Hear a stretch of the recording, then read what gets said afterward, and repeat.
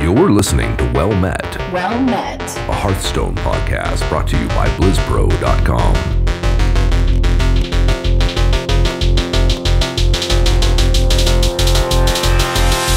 Well met.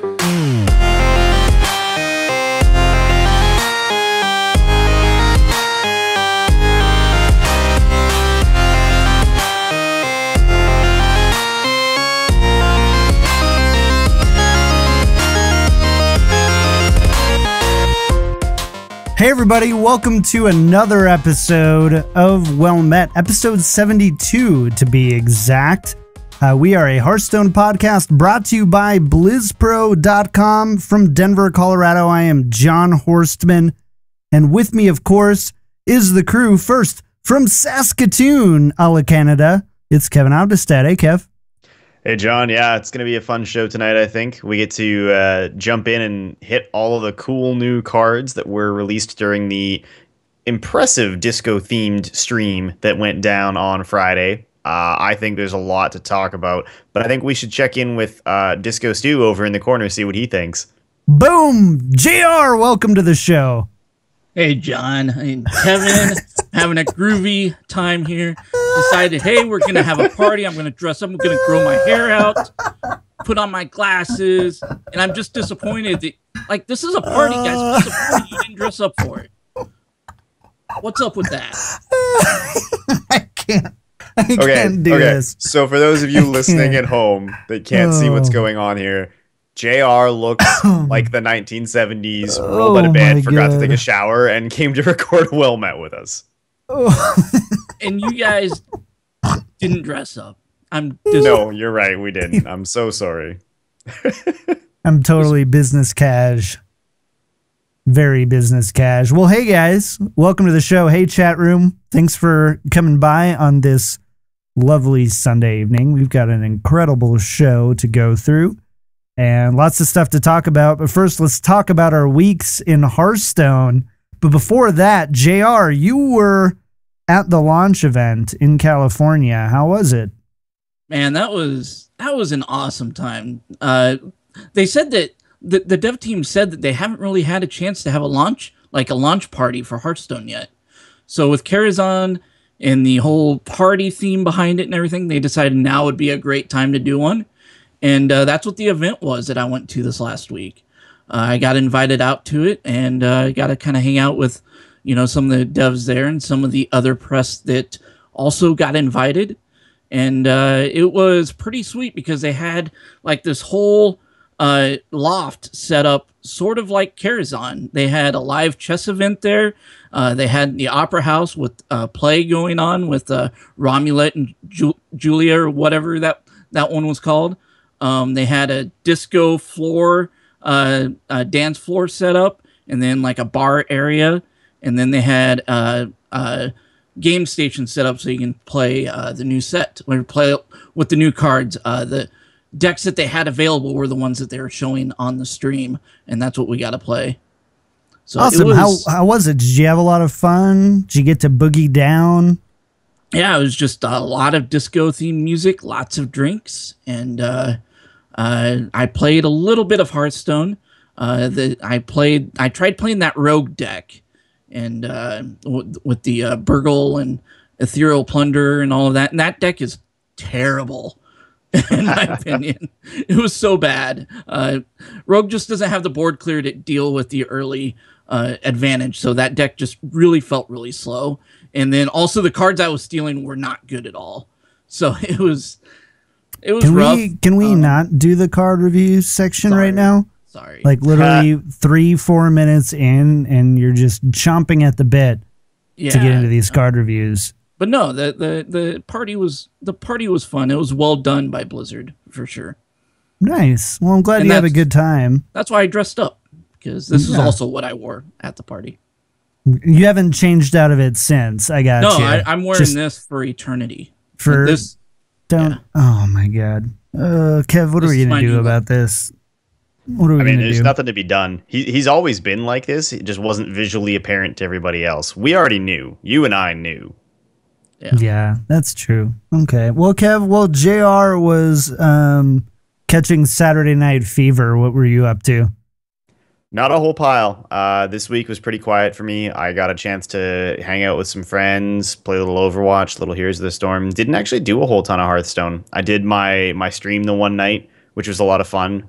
People came and hung out while I played for a couple 3 hours, and I forgot that I was bored of the meta, and I hate playing those first couple days of the month. Like, I know it's the right thing to do, but man, is it not fun sometimes. You just run into people who are running totally meta heavy decks right on the first couple days. I struggled through it, but man, it was not enjoyable. I'm so excited for this new set. It's going to be nice to have the new content to play through, new cards every week for like a month. It's going to make the game feel really fresh, and I'm really thankful for that right now. Yeah, I'm really excited. I think that while there will definitely be a PvP in our future with how meta breaking this set is, regardless, I'm excited to see new cards, new content, and I'm really loving the art and card backs and stuff they're going to do. So I actually might spend the time to do the heroic versions to get the card back. Once we find out, have we even found out what that is yet? Yeah, I think they showed the heroic card back already. I don't remember exactly what it looks like though, but I do believe it is out there somewhere. Oh, the optimism of JR is already shining through. I love it. Oh man. Well, JR, anything else you got to do in Hearthstone this week, or did you just... I mean, I went out to California, sat in a hotel room all day, so that's what I did, was play Hearthstone. I actually got up to rank 5, and that's probably where I will stay because the new WoW stuff is coming out this week, and I will be playing that. And then I go to DragonCon at the end of the month. So if I make a push to Legend, it might be a little difficult for me, but I'll see what I can do. Make it happen, JR. If I'm wearing this, I can make anything happen. Don't take up Kevin's slogan of Legend is always a month away. That's because true. You're better than that, JR. Thanks, I believe in you. Well, as for me, got to play some Hearthstone this week. Finally, played some aggro shaman, some dragon warriors, some mid-range hunters. So, Kevin, you were talking about like the try-hardiest decks on ladder. Well, that was me, but it was fun. We got to play some fun decks. I'm like 10-0 from Golden Warrior, so Warlock. So hopefully I can wrap that up this week, and yeah, go from there. Oh well, let's go into the news, shall we? News time. This week in Hearthstone, Heroes of Warcraft. So, lots going on in the world of Warcraft with the new cards coming out. But first, we do want to thank our friends of the show, Albert T, The Real Ben, and Coral. If you like the show and want to find out how you can support, head on over to patreon.com/wellmetpodcast. And a big, huge thank you again to Albert T, The Real Ben, Coral for supporting the show at an incredible level. So much so that JR has decided to lose all self-respect for himself and wear that on the stream. What are you talking about? This excels. Okay, you're right. You're People's right. respect for me. I'm just ashamed of myself for not getting into the groovy, moody. So, all right. Well, let's talk about news.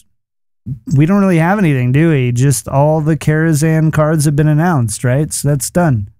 Yeah, it's been a long time coming, right? Like, we've been talking about how we needed a new set, how we had that enormous content delay between League of Explorers and Whispers of the Old Gods. It was really just time for us to see Karazhan come out. We picked it right down to the week that it would drop.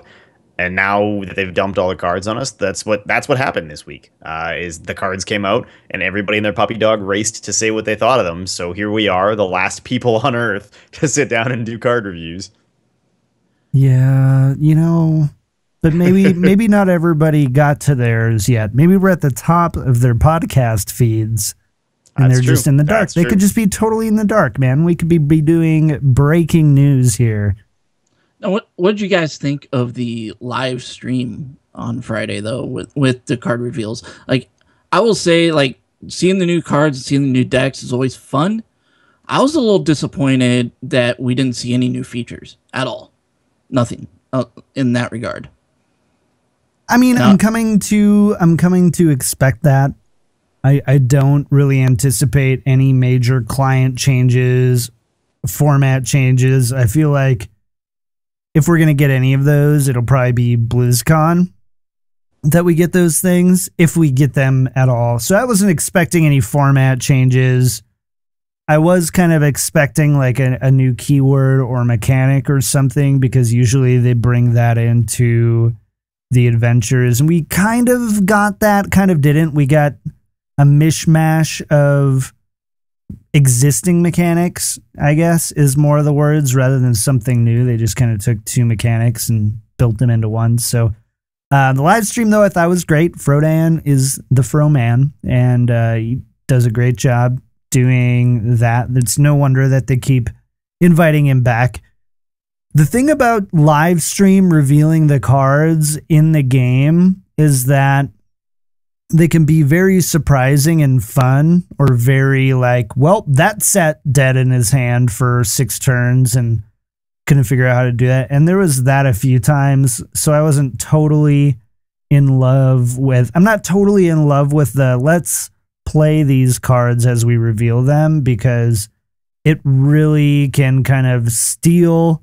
It either makes the card look much better than it is, or like is totally for like the showmanship thing, or on the other side, it just, you know, its potential isn't shown because you don't get it to happen in that game. And then it's like, well, is that a cool card? And then I felt like it felt a little lackluster, I think, because of the way they revealed the cards.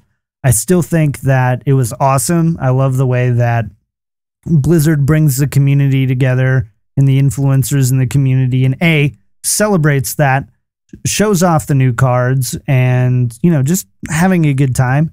But I would be okay if they just did a giant party and then kind of talked about the new cards kind of one by one, two by two, almost like a card review does on a podcast like this one. What do you think, Kev? I mean, I think you covered all the obvious stuff, right? It was highly unlikely we were going to see anything for major game updates. They've kind of desynced patches from content updates for the most part.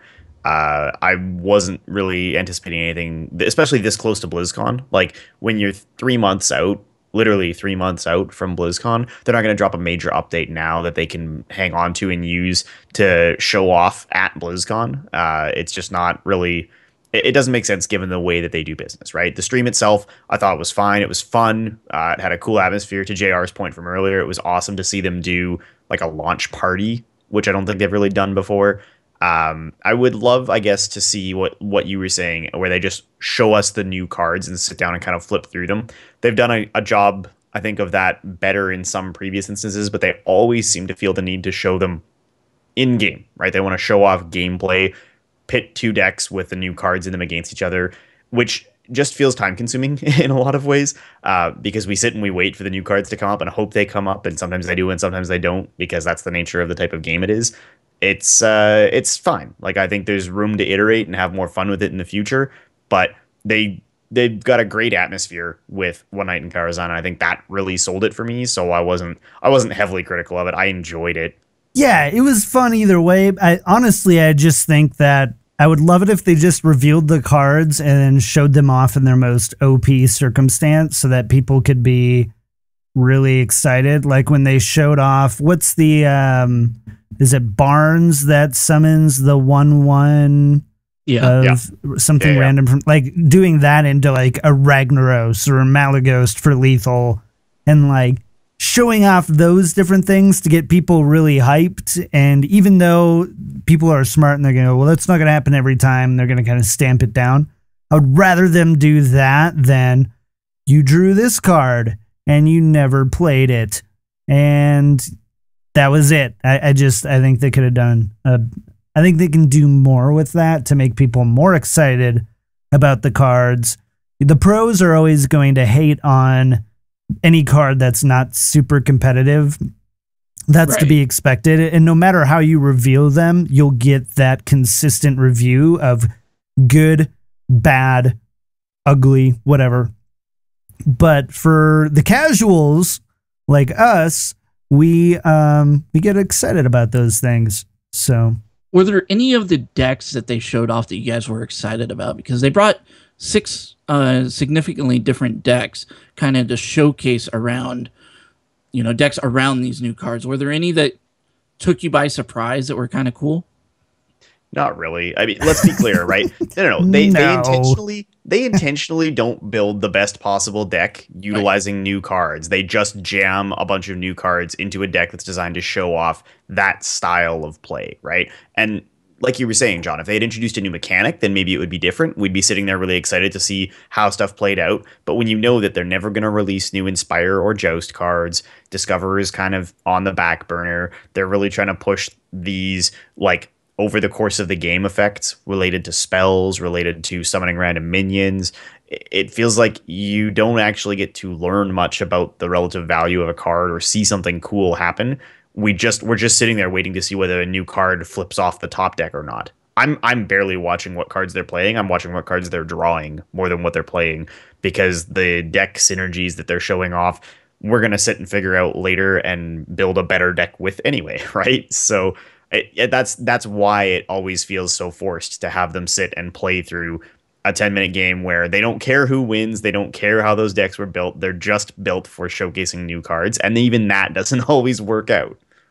There was one deck that I was honestly surprised by. It didn't really showcase very well in the stream, but the Paladin deck that was built around the Dragon, Paladin, Murloc combination, I got to see that in play a couple times. And that thing was actually really surprising on how quickly it could get going and how big those minions could become just based on around that whole mechanic. It kind of surprised me. I don't think it's going to be a deck that we're going to see in competitive play, but it will definitely be something that I think people will have fun playing around. Sure, then that's fair. I mean, I don't think that we've seen the end of any of those styles, right? Because there's a reason that they are testing them, because that's what all the new cards are for. So we'll hopefully see new, different, better creations that riff on those themes maybe, but I don't think you're going to see anybody frantically trying to copy the decks they saw on Friday's stream to take to ladder in a month's time. Okay, fine. I thought you were going to launch into like the Lion King theme there for a second. Not doing it. So let's go into the meta. Beat 'em or join 'em. Oh no! I can fix that in post, right? You can drop that in the Dropbox for our patrons is what you can do. Mother of God. God. I'm so embarrassed right now, guys. Embarrassed. Shall we talk about some meta stuff? Let's do it. Kev, take us away. Sure. So we're going to run through again and chat about the Vicious Syndicate Data Reaper report. The 12th edition of that was out as of August the 4th. Definitely starting to feel a little bit to me like we're not getting enough data for it to be a Data Reaper report. They've only got about 1,600 people contributing to it right now. So their compilation is heavily skewed because despite that, they've got 58,000 games recorded from that narrow set of people. So it's now starting to feel like maybe we're not getting an accurate picture because it's such a narrow group of people. This report has changed very little week to week. But having said that, we'll run through and we'll talk about what's in it this week, and you guys can judge for yourselves. So surprising no one, top class remains Warrior by an enormous margin. Roughly a quarter of the ladder is still Warrior across all ranks being recorded here. Popular decks include Dragon Warrior, Aggro Shaman, Zoo, Midrange Hunter. In the top ranks, so this week they're listing it as rank 10 to rank 1. The dominance of Warrior is established, and everybody who's trying to play against Warrior is running one of Aggro Shaman, Midrange Hunter, or Zoo. I don't see anything. Or rank 10 to 1. Or, well, they're not running it, but the new deck. Say it. Say it. Okay, yes. Say and it. Being played by almost no one, a whopping 2% of players on ladder are trying to make are they winning? Work. And Secret Paladin is apparently starting to do okay. Vicious Syndicate, based on its performance, because it's being piloted by people who know it well, are recommending it as a tier 1 deck this week. There you go. That's what I needed to hear. You could have sold it a little bit better, Kev. I'm not gonna lie. I'm sorry, I tried so hard. So next time, work on that. But yes, Secret Paladin is back, and you should be really, really excited about it. Well, why is it back? Well, because it does pretty well against Warrior, and also does well against Shaman, and also does well against Hunter. Something tempo decks, right? It's all we're playing with right now is what deck can put down the best threat per turn. Hey, Secret Paladin takes a lot of skill, man. I believe you. Especially in Standard, I would think. It's just for the fact that I don't think it's as strong as it was pre-Standard. I mean, it can't be without Avenge. Right. Well, Avenge or Piloted Shredder or Muster for Battle or Shielded Minibot or Belcher or Loatheb. Like, all of the cards that were core to that deck are outside gone. of Minibot, though, every deck ran those cards. So really, Minibot is the only one. Muster. Okay. I mean, but even then, don't get me started. Pretty soon we're going to have Muster for started Dragons, though. So maybe that will replace Muster. Muster for Cutlery? No, the Muster for Dragons, the new Dragon Paladin card that gives you the 2 Whelplings. They Oh, finally had yeah. an opportunity to release Mustard for Bottle, and they didn't. Nice. What? Thank you. Nice. I don't even know how to respond to that. Okay. So basically what you're telling me is outside of Secret Paladin being OP, not much has changed. Is that correct, Kev? Top to bottom, it looks very similar. If you want to grind ladder right now, your best bet is to be playing one of Dragon Warrior, Aggro Shaman, Midrange Hunter, Zoo, or a deck you feel strongly that you can contend against all of those archetypes with. Which, P.S., if you've found some secret sauce that beats all 4 of those decks, email us. Secret We'd love Paladin. to see your deck list. Secret Paladin beats all 4 of those decks.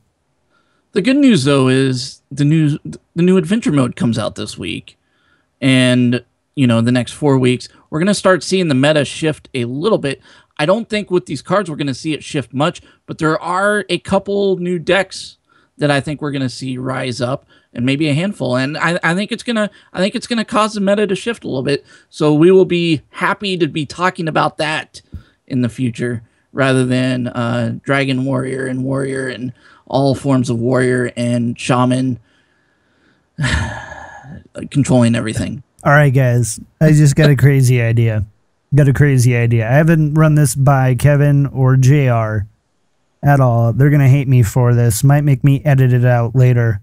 Can we do a well-met run through Karazhan before this launches? Can we do that? Invite our patrons in World of Warcraft. Yes, yes, in World of Warcraft. Yeah, I was confused by what you were talking about as well. Come on, Yeah, I we need you could guys totally to do catch up to me here. Can we do that? It's hard sometimes with you. It's true. I'm so far ahead. I mean, I've created that. We've created a well-met WoW guild on the Corona server on the Horde side. I've been trying to get some people invited to, which we've invited. We've had some of our listeners join that guild in the last week. I'm gonna end up buying a character. I could definitely see us doing a WoW Karazhan run through here in the next week. I am 100% for that. Okay. Yeah, I would be down. I mean, I ran Karazhan every week for a year back when it was still important to be in there farming badges or whatever. I probably could still do that place with my eyes closed in my hand. I'd have my back. Okay, cool. So we'll still have to carry you, is what you're saying. Oh,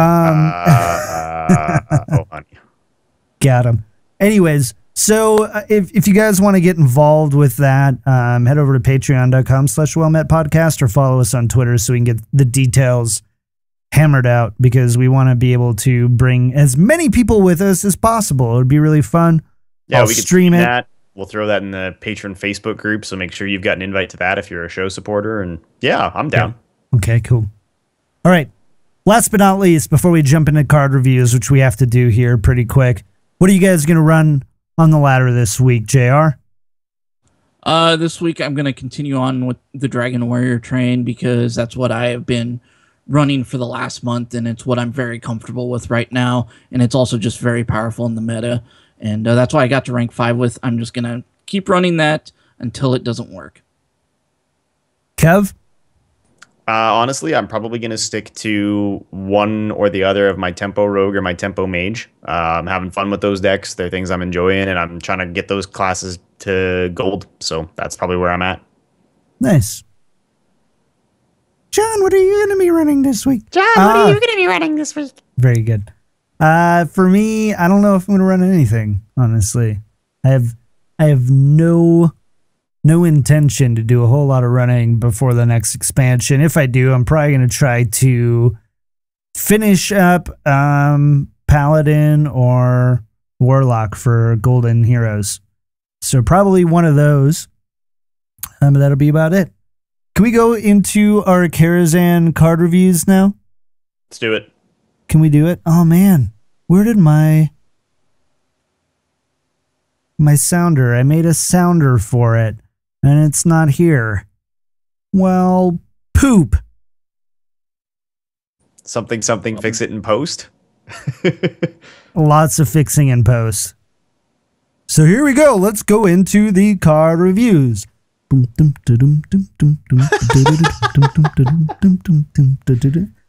and JR's dance. Yes! That just sells it. Kevin, you really messed up the sounder there. Yes, it is the card reviews. We've got a bunch of them, so let's go ahead, jump right in. We're going to go. There's so many people in chat who are like, first time tuning in live. And now I'm seeing, and the last time, right in chat, right there. Womp womp. We got some card reviews this week. So how could we call ourselves a podcast if we don't do an insane amount of card reviews in an insanely small amount of time? Just kidding. We've got like 45 minutes to get through these things, so it's going to be good. Let's go ahead and talk about it. First, Kev, take us through this first card. Yeah, this one we're definitely going to spend some time talking about because I think it's one of the most interesting and potentially most powerful cards coming out in this set. The Cloaked Huntress. This is a 3-mana, 3/4 hunter minion, common rarity, with a card text that reads, "Your secrets cost 0." So while this minion is alive, you would be able to play any secret at no cost. Yeah, this card is crazy. Like it's got potential to be pretty insane, I think. I mean, you can get some crazy tempo on turn 3 with it if you have a bunch of secrets in your hand, or you can play it on turn 5 with lock and load and just refill your hand with 100 cards, and that's pretty cool as well. It has potential of just making a new kind of hunter deck as well, I think. More so than just the mid-range style that we've been seeing. The question becomes, though, is if that new style of deck would be really any good, but I think it will be because this card the value that it has behind it is pretty crazy. I don't think it's the best card that we've seen in this set, but it's definitely up there. Okay. I mean, Kevin, how literally unplayable is this card? No, I think this is a decent card. I mean, I think you have to think about what has been common in Hunter when they're not relying on curving out with mid-range minions, right? And if you're not trying specifically to play to the like Infested Wolf into Houndmaster into whatever, like just curving out really, really strongly, this is a card that actually facilitates some really cool things in terms of a slightly more control-oriented Hunter. You've got a reason, an ability to run multiple secrets in your deck, and multiple different types of secrets, which I think is interesting. It's a 3/4, like 3 attack, 4 health for 3 card, and that's a really strong body on turn 3. Very few cards get printed that have this body. Think about how good Dark Cultist was in Priest, and even silly things like Spider Tank. Right, 3/4 for 3 is a really, really powerful body with no card text at all, let alone with something like this. So the incredible tempo of playing that and a freezing trap or something on turn 3, plus being able to set this up as a way to refresh an Eaglehorn bow. If you're going to run traps, you'll generally run Eaglehorn bow. I mean, I know it's not probably what people were thinking of in terms of what they wanted to do with Hunter, because they think about how do I get to high main? How do I get to Call of the Wild? How do I push as much damage as possible? But there's some really interesting potential here. I see this card becoming a staple in some kind of Hunter deck, right? Something that looks maybe more like the hybrid Hunter of old. Sure. So I think this card is really good too. I don't think we're going to hear any disagreement there. However, I think there's a couple of things I want to point out about this card. First of all, it's not super powerful on curve. What I mean by that is by turn 3, if you've got secrets in your hand, it means that you did not play minions on turn 1 and 2, more than likely, unless you draw into your answers, and in that case, any deck will be OP. So I think that this is still a really good card, because even naked, it's a 3/4 body on 3. It's not abuse, so you don't have the turn 3 to turn 4 synergy with like Houndmaster. I actually think we might see this get played naked quite a bit. But it also is a way to get those secrets out without losing tempo in the early game, which is also good. So I think it just protects you against that. So I still think it's really good. But this idea that you're going to play 2 secrets on turn 3 with this is kind of silly to me. I don't see that happening. And if you do, you're probably a little bit behind. So that's my only thing that I would add about this card. Yeah, and that's the same problem. That's almost the same problem I was talking about too. With if you waited until turn 5 to drop lock and load in this, and then refill your hand, that likely means you didn't play anything. You know, those first 5 turns, and you're behind as well. It still has a potential to be really good, though. Totally does. That. Yeah. Well, and keep in mind, this isn't a battle cry. This is as long as it is out on the board, it has that effect. So if you get it to survive a turn, that's great. Sorry, Kev, I cut you off. No, I was just going to say, I do think there is the possibility that you'll see this being used with a whole package of stuff that could actually give Hunter some other ways to get on the board early, right? This could be the way that a Hunter chooses to run something like Secret Keeper, which really, truthfully, scales and is powerful in exactly the same way that Undertaker was back in the day, as long as you can dump stuff to blow it up over time. Being able to play a turn 1 Secret Keeper, turn 2 Explosive Trap, turn 3 throw your Cloaked Huntress and 2 more traps down. Like there are some crazy turns that are possible. There are some really interesting synergies that I think people are going to have to explore before they write this card off, because on paper it is good. It is a good 3-drop.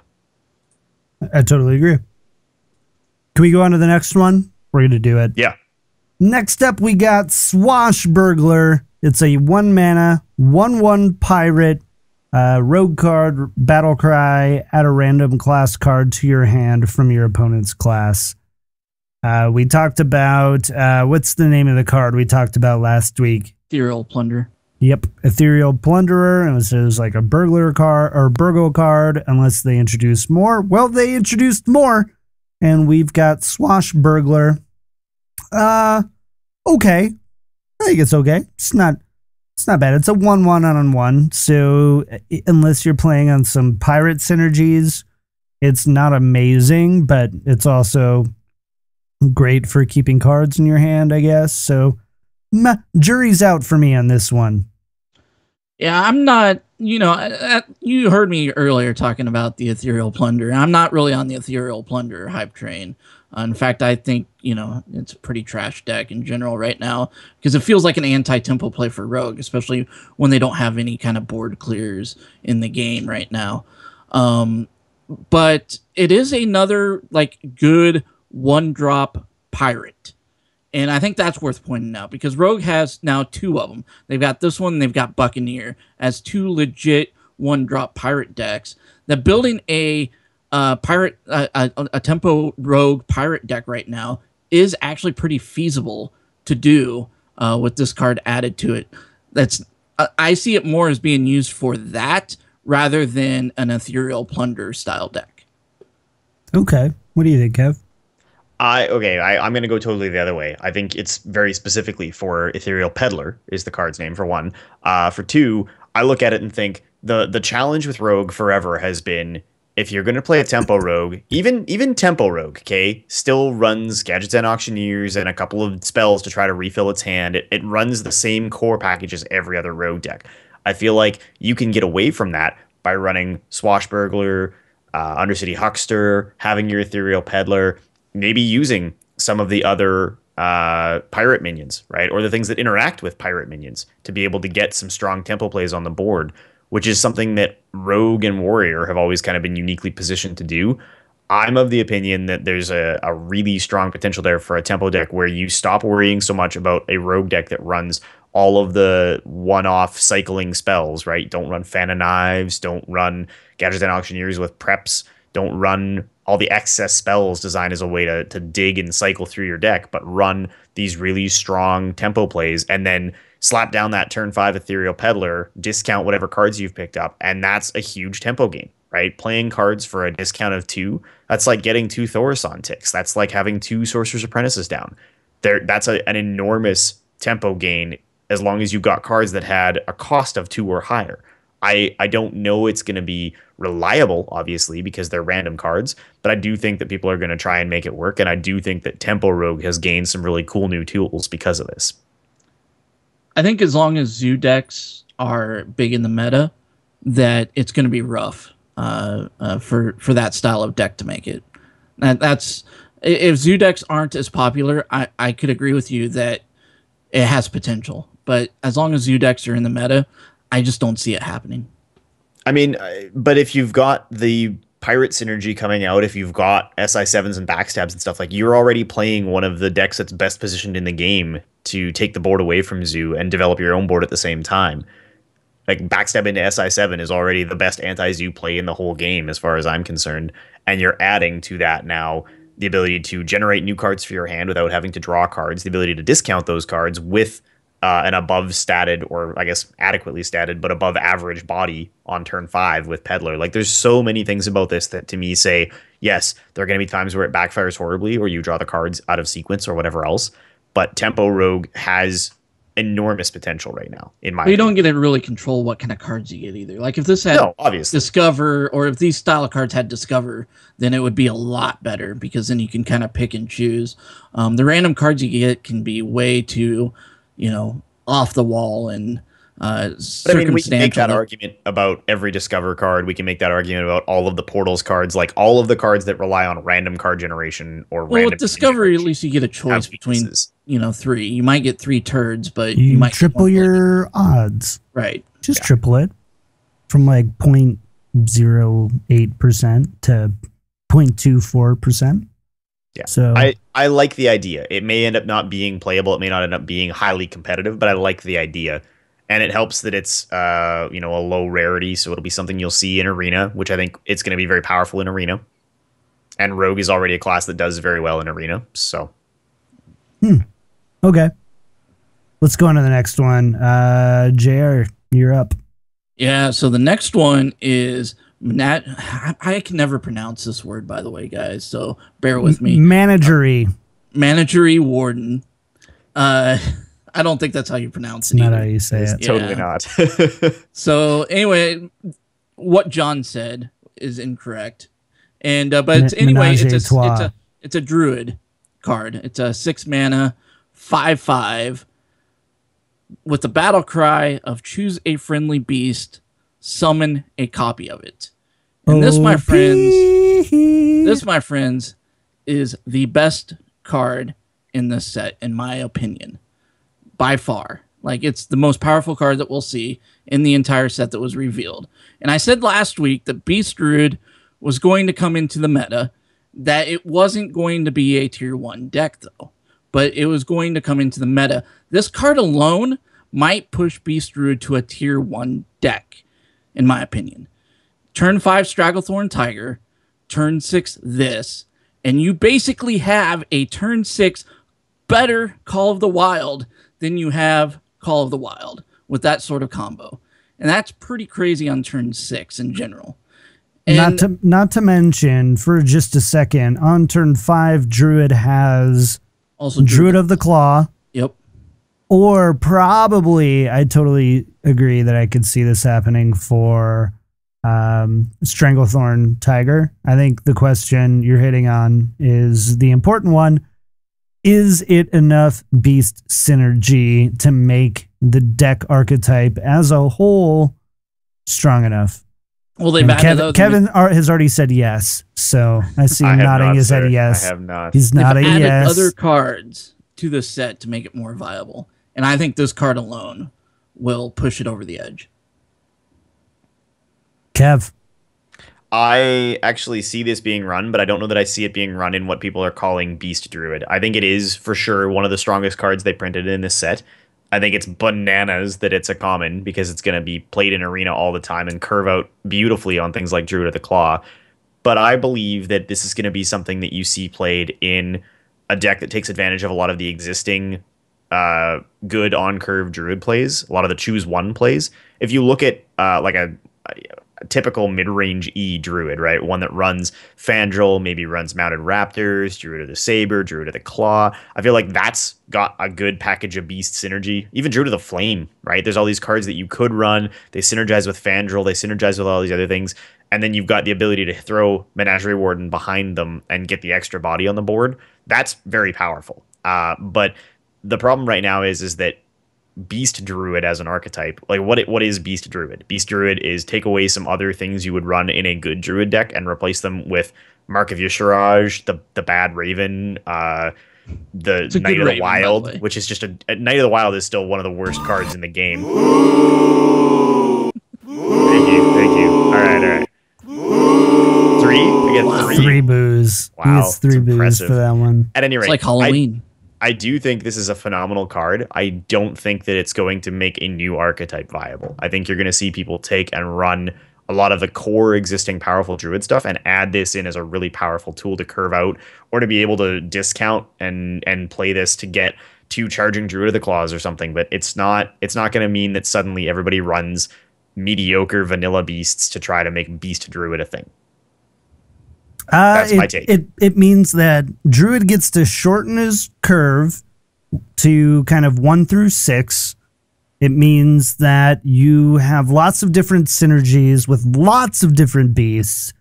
On top of Druid's already strong skill set of being able to cheat mana and have strong spells to finish off your opponent. I completely disagree. I think Beast Druid is going to be poised to be very strong in this next expansion, and I will take that check to the bank. Kevin, take it to the bank. When should I set my calendar for? Month and a half? I give it a 6 month 6 and weeks. a half. 6 weeks. 6 weeks. 6 weeks. I am literally putting this in the calendar right now. So if we have any more... Okay. I'm just curious. Like, I'd like somebody to explain this to me. Explain like I'm 5. What is Beast Druid other than Mark of Yeshuraj and Knight of the Wild? Like, what is that archetype? You got Dread Raven, you've got Druid of the Claws, you've got some things with Stranglethorn Tiger. Basically, Kevin, you love this word. It's a tempo deck. And it's going to be a pretty good tempo deck. Yes, better than Token Druid. I don't know. I just don't see why you'd run Mark of Yeshuraj over running Wrath. I don't know why you'd run Wild Walker over running what is the Mire Keeper. Like, there's all these other things that you can do that are better and more efficient. I'm not quite sure is why those are the cards you're cutting. Yeah, those wouldn't even be. It's just tough. Like, right? you're never cutting thing. Wrath and Swipe from these things. You're not cutting Wild Growth or Innervate. You might cut out your late 7, 8, 9 turns. I think you might cut that out. I think you will see this almost be like a hybrid style thing where you might see 20 or so, 24 of the cards come in by turn 6. I think it's going to be moving pretty fast. I can buy that. Yeah, that's. I'm an expert deck builder. People come to me for deck building advice. Yes. No, Yes. not at all. So don't. That's just the way that I see it being played. But I am by no means a deck builder. We've all tried our hand at deck building, and I choose to leave it to the pros on this one.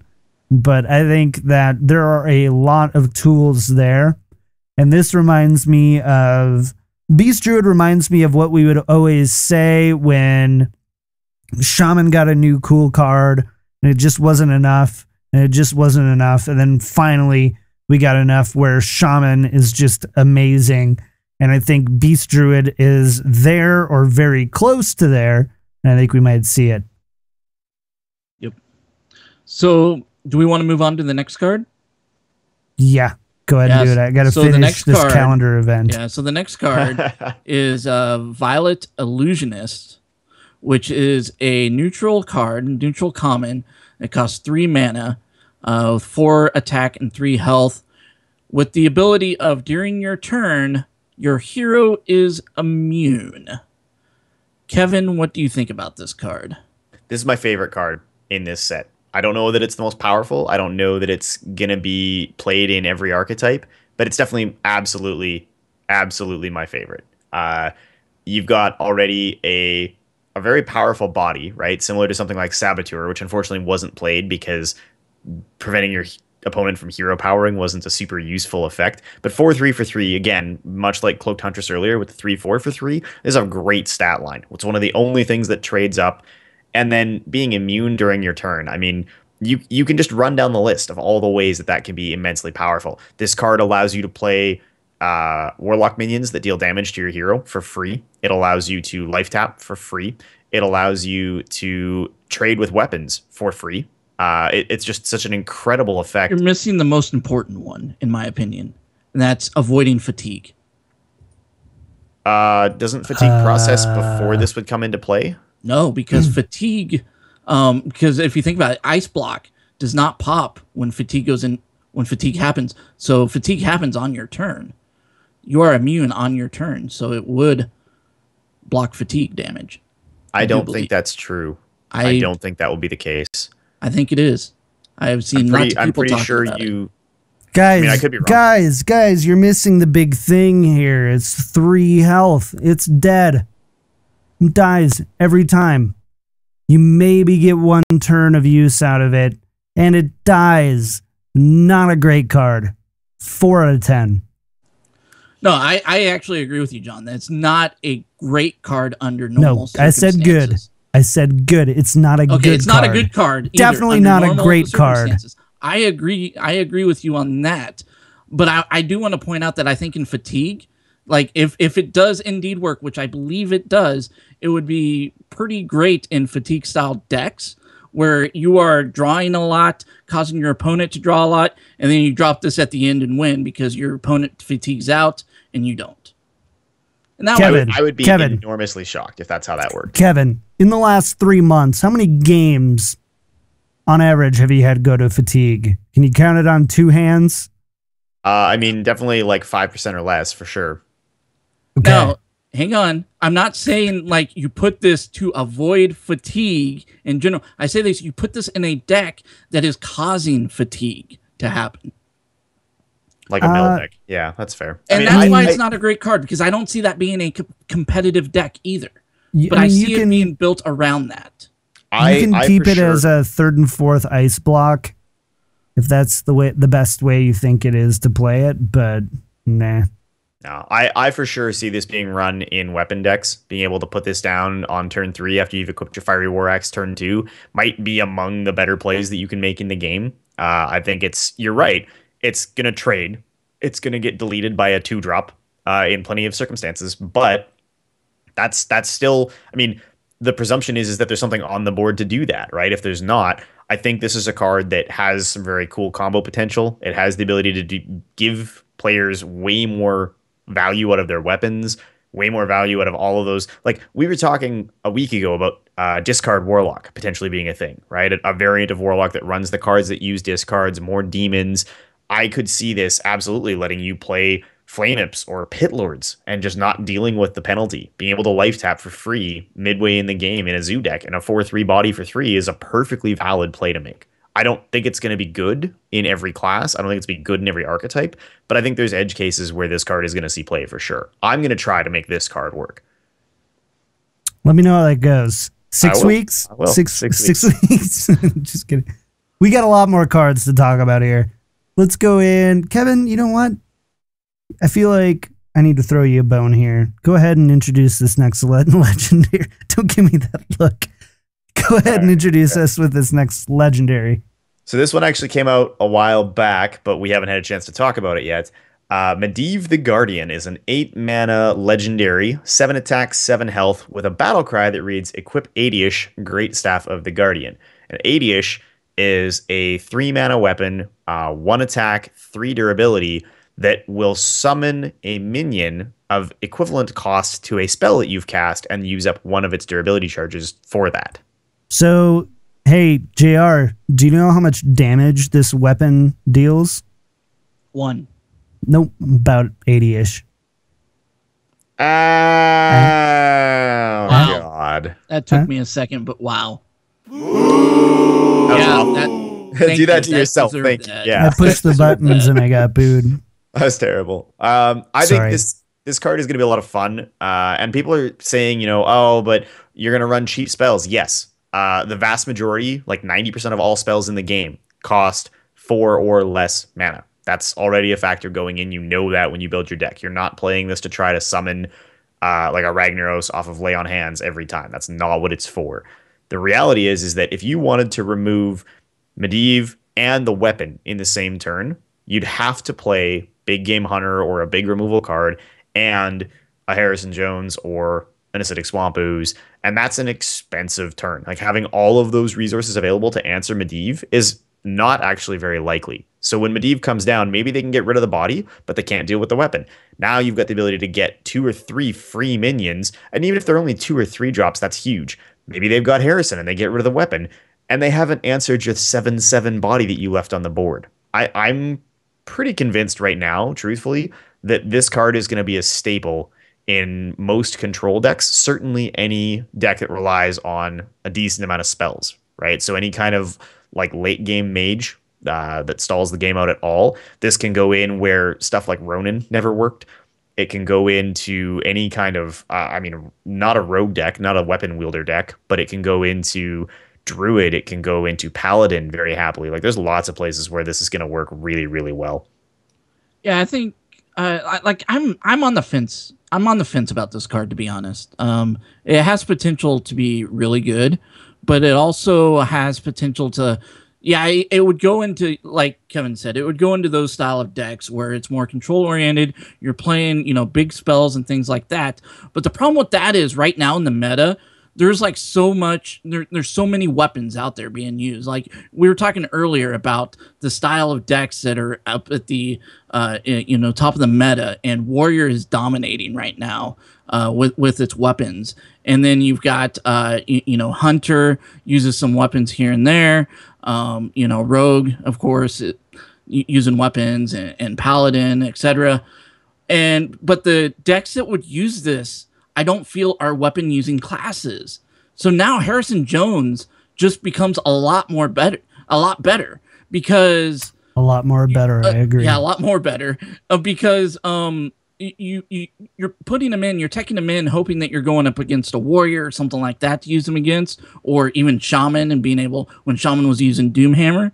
But right now, like, when you're playing against Mage or Druid, it's kind of a useless card. But now if Mage and Druid starts adding this card to the deck, they now have a card that they're using that they know, well, I'm going to save this now. Just much the same way you did with Jiraxis with Warlock, is I'm going to save this now until they pop that, and then I'll use it and they won't get the effect. Yeah, they'll get a 7/7, but they won't be able to use But that's the thing, though.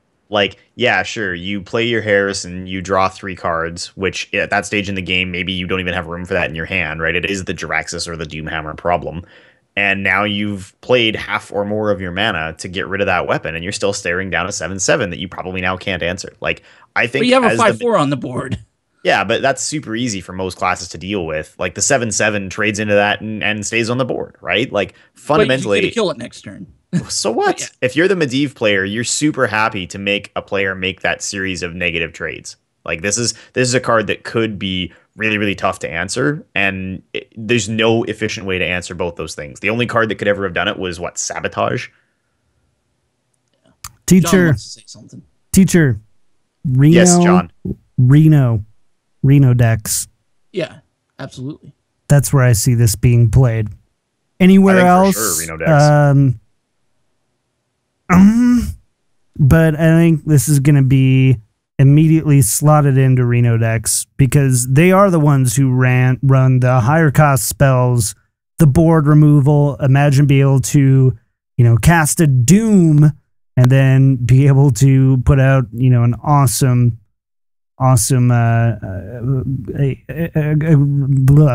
a great minion as well. Like there's a lot of great Twisting Nether as well. Like there's a lot of really strong Reno spells that only go in Reno lock that make this, or Reno decks in general that make this work. Everything else, meh. I don't know.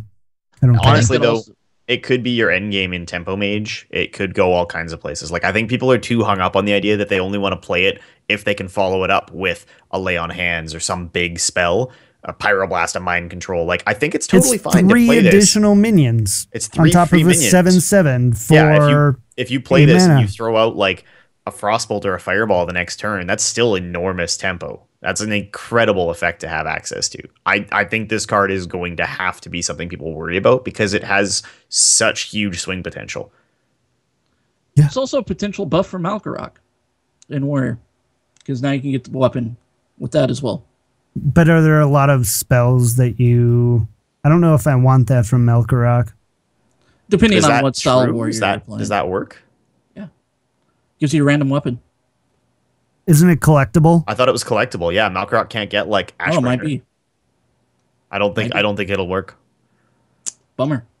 I don't know. Next! When we don't know, do you know what we do? We move on. We move on. And that's what we're going to do. So next up, we've got an Arcane Giant. It's a 12 mana, 8/8 neutral epic. Reads cost 1 less for each spell you've cast this game. So it's like Thing from Below on crack. Great card. We'll see lots of play. I see that immediately in Mage. I see that Giant Rogue. Can we see Giant Rogue come back? Just kidding. It never was. This could get used in Miracle Rogue, potentially. I want to see Giant Rogue. I think there's a lot of cool uses for this. It's definitely one of those that you can't just slot in really to an existing archetype, except maybe Mage. I think like Tempo Mage, like Freeze Mage. Remember Giants Mage, where they had is basically Freeze Mage with the Giants at the end. Yeah, it was one that turn might kill.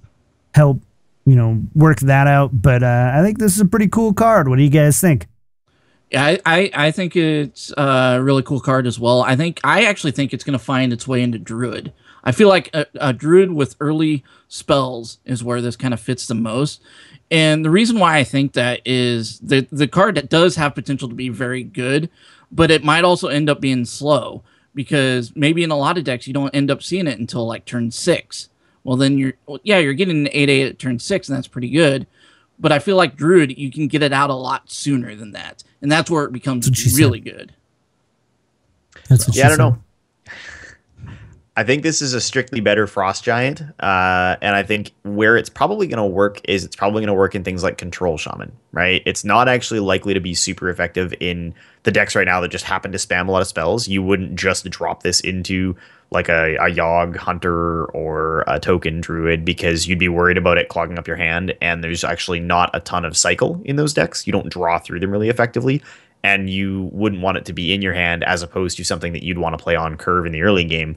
But in something like a Control Shaman, where your whole game plan relies on clearing the board, getting the big fat heal with Halazil into Elemental Destruction or something. This guy is just how you get back on the board in the late game. You've wiped the board, you've got control back, and then down comes one or two of these things for little or no cost. That's really scary. And I think that's where you'll probably see it get played.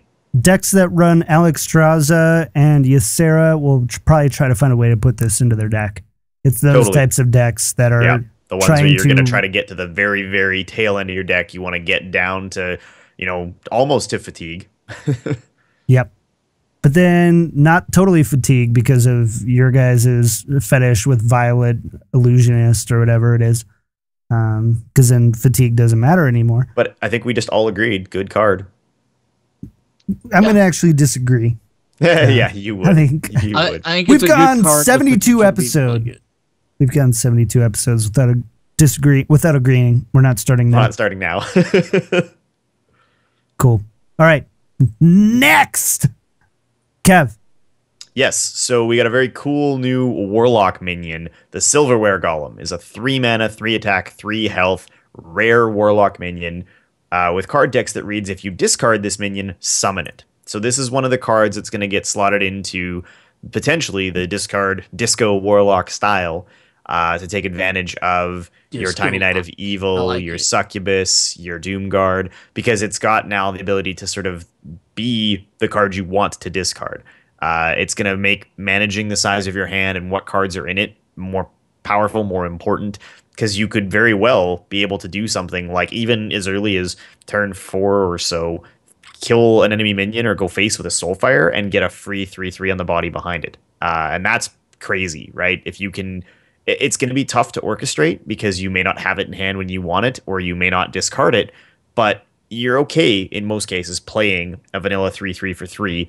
And if you can get it out for free alongside discard minions are all across the board actually generally more powerful than a similar minion at the same mana cost. So I think, playing a Succubus and getting a free 3/3 minion alongside it, that's a 7/6 for 2 if you want to use the Flame Wreathed Faceless math. That's really, really scary. So it's got the potential to be very, very powerful, but it's also got the potential to just never come up, right? You may not get to use it for the effect that it's printed for, in which case, there's not enough discard cards to actually reliably discard something when you need to, truthfully. Listen here, chat. I see you talking about how good this card is. I got to put the foot down here. Okay, I want this card to work as much as anybody else. Probably more than Kevin and JR combined times like 3. So I want discard lock to be a thing. But 2 cards, 3 cards, I guess, that actually play positively off your discards is not enough to make a discard lock. You've got Fist of Jaraxxus. You've got this card now, and there's one more. Whatever. Anyways, not enough. And so then you're kind of hoping on drastic discards. I want it to work. I think it will work. I think this is a card that we're a couple card sets away from to make work. I don't know. I see what you're saying, and I kind of agree with that. I respect your opinion. It is something that may not work. I still, like I said last week, is this style of deck going to end up being a very hyper aggressive Warlock deck, more so than just discard lock. I think it's going to be a hyper aggressive aggro style deck that you can use, and I think this card fits in very well with that style. If you're looking at like Melkazar's Imp, Succubus, Tiny Knight of Evil, Doomguard, Fist of Jaraxxus, Soulfire, like all of those cards, if you can get it to work, and then including with the card that allows you to draw cards as you discard, it could be a very powerful deck in the right circumstances. Very fast. You might be able to win turn 3 or 4, in fact, in some cases. Okay, but it has to come out exactly right for it to happen. Right. So, but what John's saying is true, right? Like, if you take all of the cards, if you go absolutely all in on this plan, you run everything. You run Dark Bargain, you run Deathwing, you run literally every card that has the discard word printed on it. You can get to what? 2, 4, 6, 8, 10, 12, 13-ish Like you can't even get half of a deck that does this. So the rest of your deck now you have to fill in with typical zoo, at which point now you start to think, okay, what is the value of the discards? Because I'm probably going to discard things I didn't want to discard. Right now, today, it's not like anybody plays Succubus because it's not inherently good, right? Like a 4/3 for 2 is good, but not good enough to justify running it in almost any circumstance. And I think that's where we're going to run into problems. Is as much as I really want this to be something that's very powerful, the reality of the situation is you probably can't do it reliably. So if you go all in on the discard plan and you've got 13 of 30 cards maybe that use discard, you're basically just banking on, do I win the game on the mulligan, right? You're looking for the Exodia effect, and I don't think you'll get it often enough that this will actually be a playable archetype. I think it's going to be a deck that will rise towards the top and stay there for about 2 or 3 weeks before people counter it very heavily. Yeah, I see it being something people will experiment with. It'll be a and flash, decide in the that pan. it can't be done. Yeah. All I'm saying is we need at least 2 or 3 more cards that benefit from discard in order to make the archetype even remotely beyond a gimmick. Unless there's some weird OTK type, almost like miracle type deck that can be made with the existing cards, which is stretching my brain. I just don't see it happening. We need some more cards. It's going to be this week's Secret Paladin. Right. JR's right about it. You would basically want to go all in. You'd want to have the game won or lost by turn 5 because you're going to empty your hand and not even want to life tap, which at least a regular zoo deck can do. Yep. Boom. Oh, we still have another one on this page. Guys, hurry up. Dang. No. All right. Medivh's Valet, 2 mana, 2/3 common mage card. Reads Battlecry. If you control a secret, deal 3 damage. Meh. It's all right. I think it's all right. It makes it a stronger draw if you draw later in the game. And it is pretty okay early in the game. I think it's okay.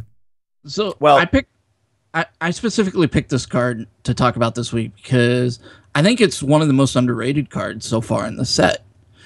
And the reason I say that is because, one, you've got the vanilla stats already, and plus you got a fire elemental like Battlecry. And I think almost any minion that also deals 3 damage on its Battlecry has seen play in Constructed, because it's just a really good effect to give you board control. And even better is the fact that you can use it early game as opposed to later game, like Black Ring Corruptor or Fire Elemental. And so potentially dropping a secret turn 2 or 3, turn 2 if you have the coin, turn 3 if you don't, and then dropping this next turn. I think this card alone with Kirin Tor Mage could make a secret mage deck pretty viable as well. And that's why I think this card's pretty good.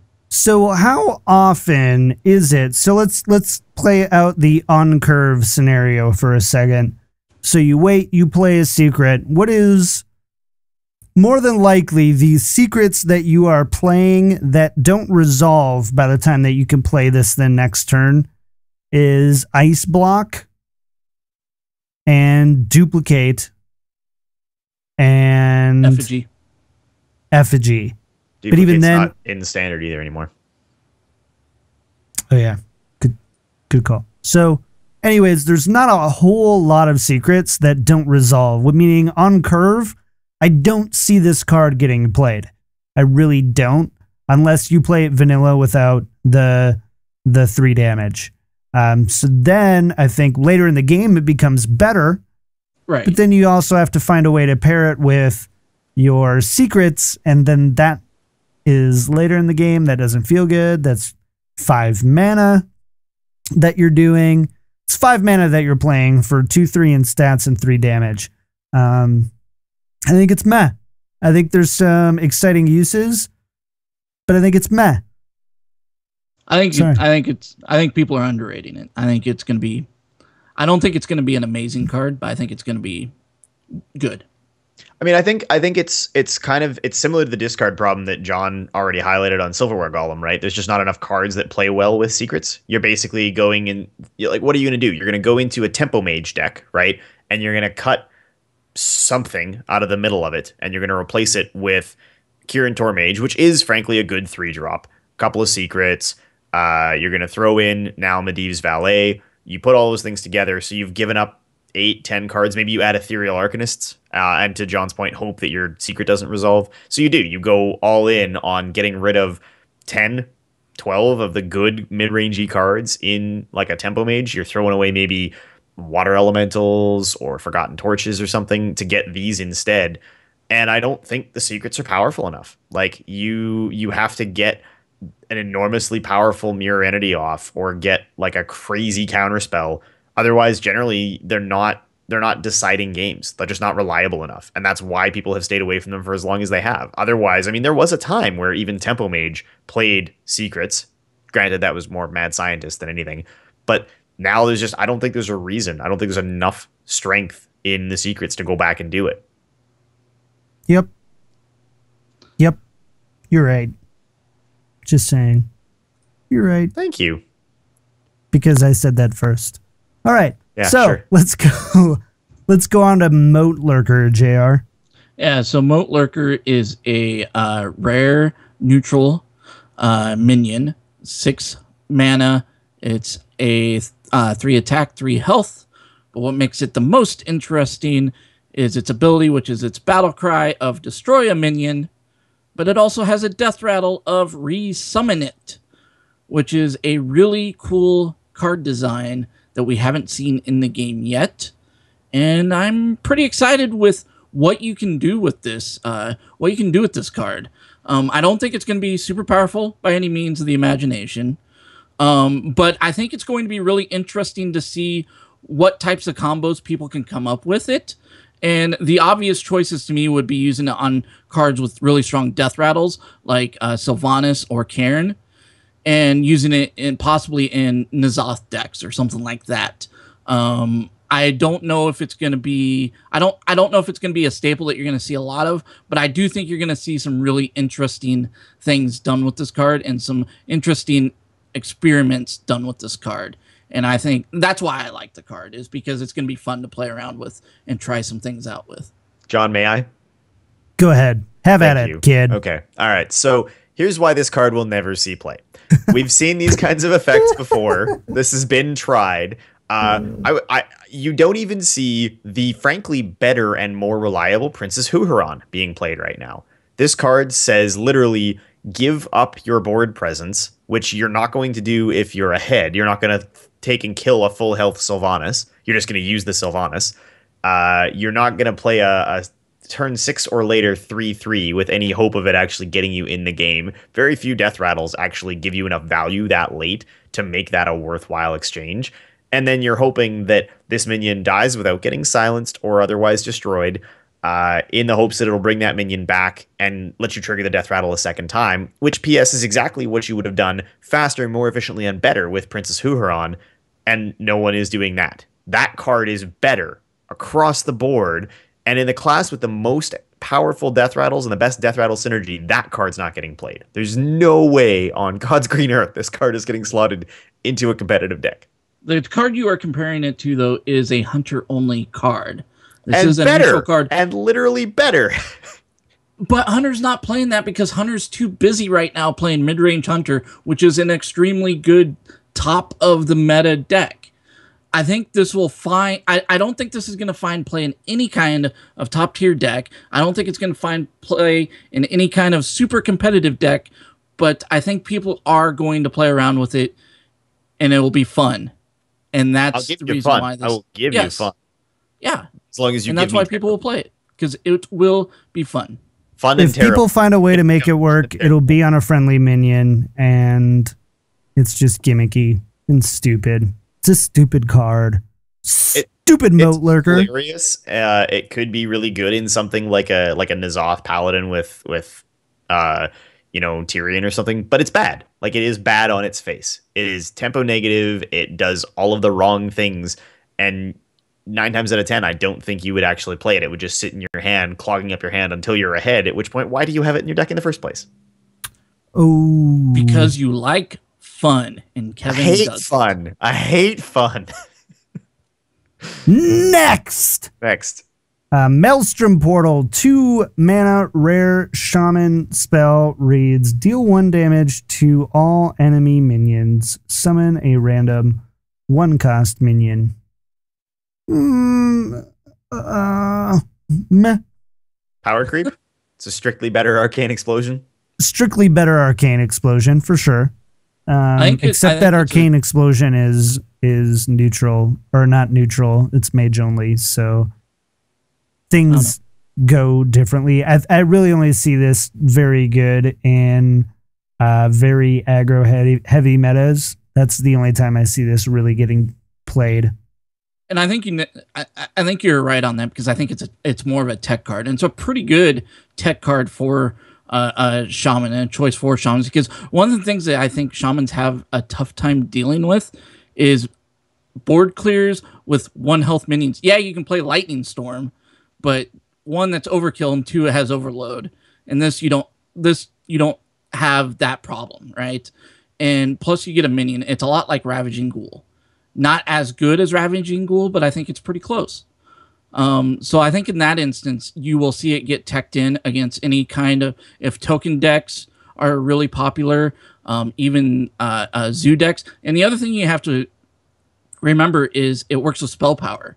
And Shaman gets spell power out there very easily. Do you get a 2-cost minion? No, you wouldn't. Okay. You would still get the 1-cost minion. I didn't think so. That would have been cool. Yeah, that would have been cool. But a sweet like Malagos. But you'll do more damage. And yeah. I think that's where the deck will shine, or the card will shine. And I think it's purely a tech choice depending on how the meta is, which is a good tool for Shaman to have. Well, something too that I would just add is that Shaman really sucks at dealing 4 damage. They can deal 3 damage pretty easily, but they really suck at dealing 4. So this kind of gives them the ability to kind of cheat that a little bit. But I still, jury's out for me on this one. I don't dislike it. I mean, I think about all the times where you need something to deal some damage to help clear a board or to start clearing a board. I think about the number of times in my mid-range Shaman deck that I sit and I hold a Lightning Storm waiting for spell power, waiting for like an Azure Drake, and think, okay, yeah, this would actually be a frankly more efficient way to just get some damage on the board, get a little body on the board. It's not going to be great, but it's a tech choice that I could see having some very specific applications. Chat mentions it's probably a really good tournament card if you know kind of what you're going in as far as like a ban strategy and trying to take out decks that you leave behind, Token Druid or Zoo Warlock or something like that, and this is how you're going to target it. Like, okay, yeah, it's the right level of powerful to see play in the right circumstances. Okay. Boom. We got to move on. Prince Malchezaar. Kevin, I think you're up. Yeah, sure. It can be my turn. I'll allow that. So Prince Malchezaar is one of the other legendaries that was revealed. He is a 5 mana, 5 attack, 6 health demon with card text that reads, at the start of the game, shuffle 5 extra legendary minions into your deck. And he is also a demon. He does have the demon tribe printed on him as well. I think this card is the subject of a lot of interesting controversy right now. A lot of people are saying it's inherently bad because it's going to stuff your deck with cards you don't want. I'm of the opinion that this card has potential to have some very cool interactions with any deck where you're going to try to play to fatigue, any deck where you intend to go late in the game, any deck that runs at least Starseeker. There's just enough interesting applications. Plus, a 5/6 for 5 demon is not a bad card in and of itself, right? A 5/6 for 5 is a great stat block to be able to get down at that stage of the game. So I look at it and think, you run the risk that it slots cards into your deck that aren't good, that you didn't want. But any deck that's going to play this card is also going to be running additional ways to cycle through, right? It's going to have more cards to dig through in the first place. So I look at it and say, this is the only thing in the game right now that lets you modify the size of your deck positively, which is really interesting. And people are going to find ways to try and make it work. Hey, JR, what's the capital of Nevada? Reno. Bingo. I had to think for a minute. Oh my goodness. Bingo. It's been a while since I've been in 5th grade, guys. Just I didn't do saying. so good in geography. And I that's all I didn't have do to American say. geography. That's all I have to say.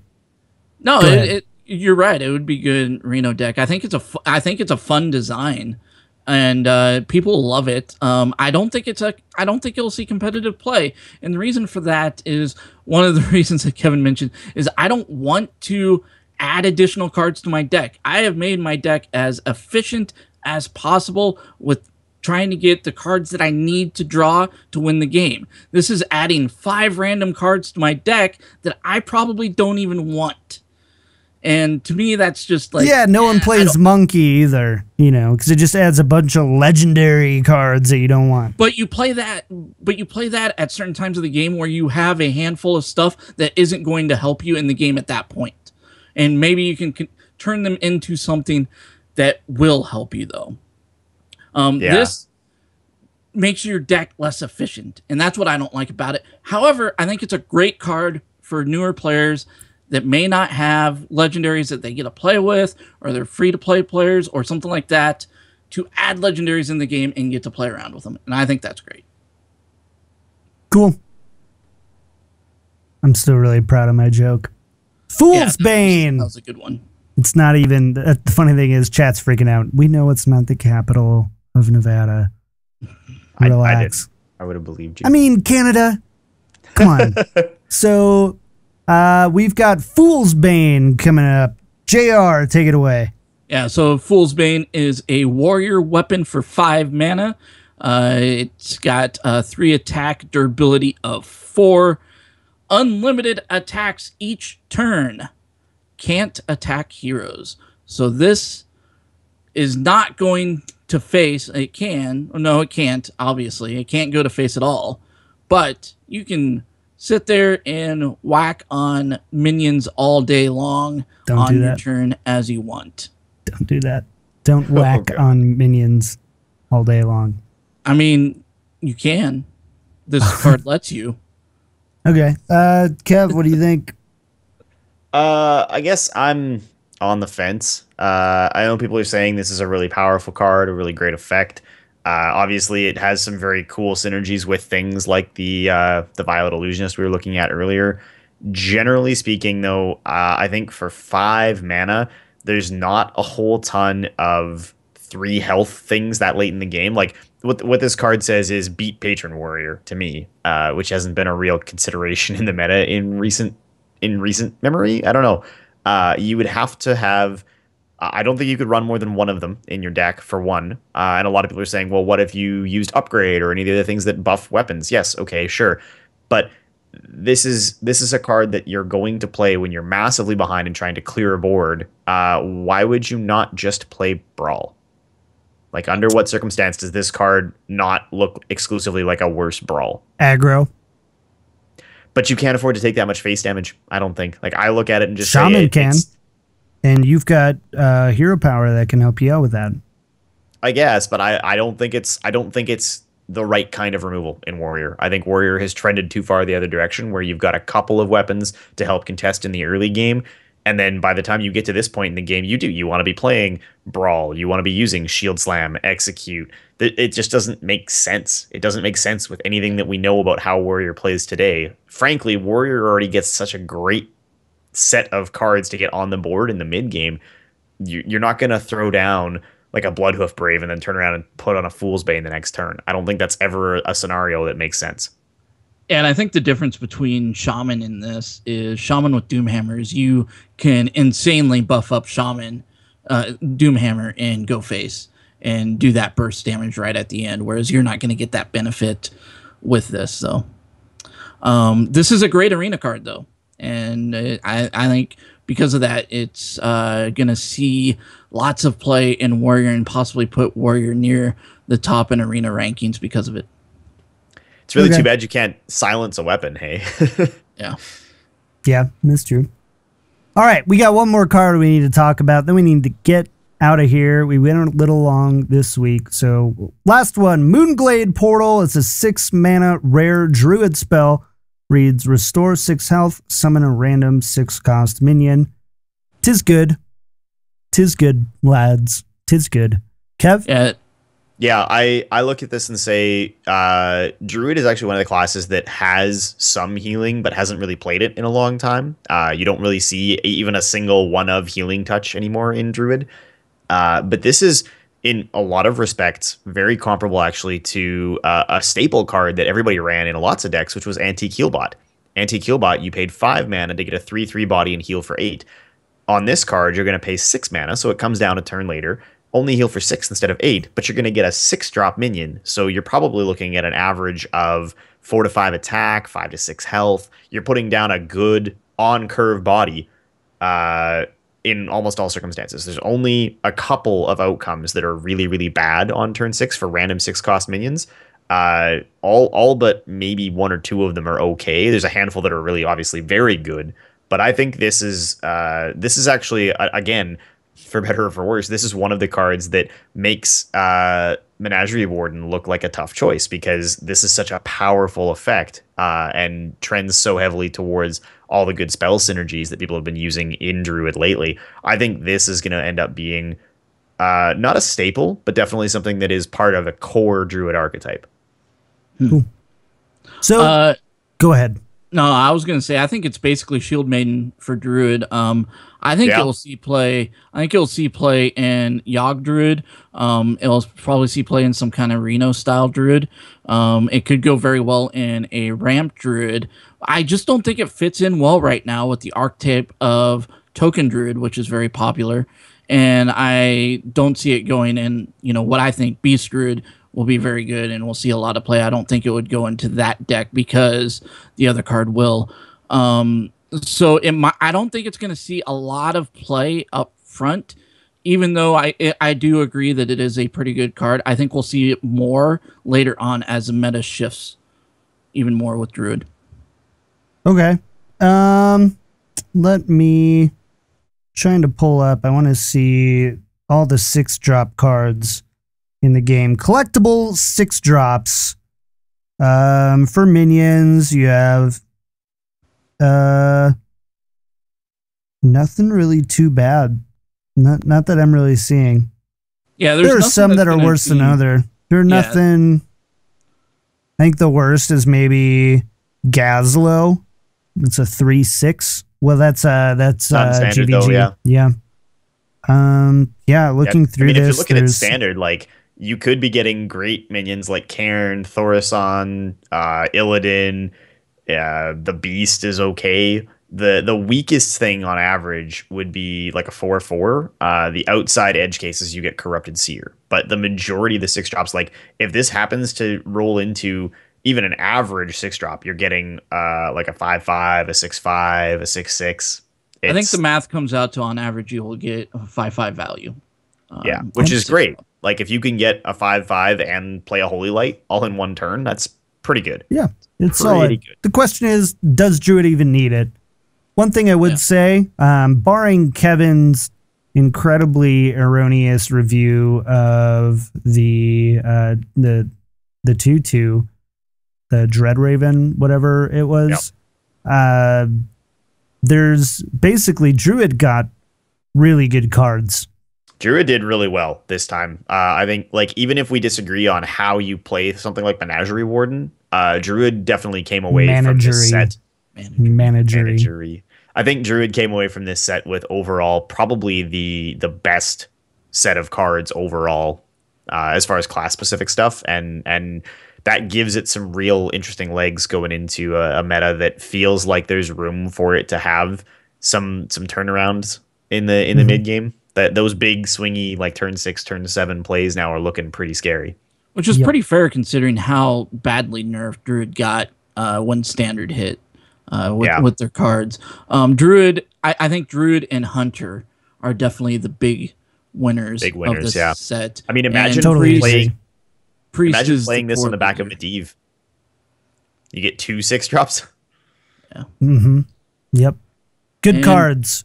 Yeah, Priest good is cards. The big Priest. Oh, we didn't do it. Can we do it? Can I have my moment? But I'm playing the music even while you harp on this. we just wanted to take a moment to have a good laugh at Purify. I actually don't think the card is as bad as people have led the general public to admit. If you compare it to the other 2-drop cantrips that cycle, you would run it in the same kinds of circumstances that you would run Flare or that you would run Commanding Shout, where you just need to be able to cycle through for a card. Priest has always suffered for card draw, with the notable exception of Northshire Cleric, which is getting to be worse and worse as time goes on. I think people are actually massively undervaluing what this card is. Like, I think you look at it and say, it's very circumstantial. You'd play it to answer like a Alder Peacekeeper or something silly. It's not gonna make Priest better. It's definitely awful, but it's not the worst card ever printed the way people are saying it is. So, go ahead, JR. You take it away. It's not the worst card ever printed, but it is up there. So Tice made a spreadsheet and rated them all 0 through 10. Like 10's broken, 9 and 8 is like very strong, 7 and 6 is playable. It goes all the way down to 1, and then 0. He doesn't label it, he just says Purify. Literally calls it the Purify tier. That is the reaction it's getting. Now, Kev, I'm with you. I think it's a bad tech card.